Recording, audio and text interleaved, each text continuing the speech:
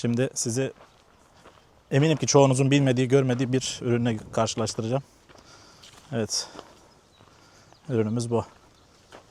Bu nedir? Özelliği nedir? Bu kan portakalı.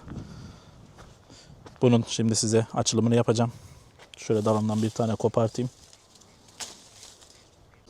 Evet. Ürünümüz bu. Şöyle göstereyim.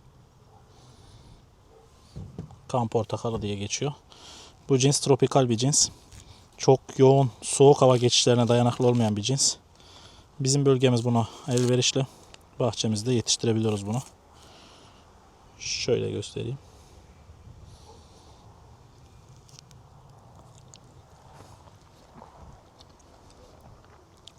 Washington portakalı aslında bir nevi. Ürün tadı da çok güzel.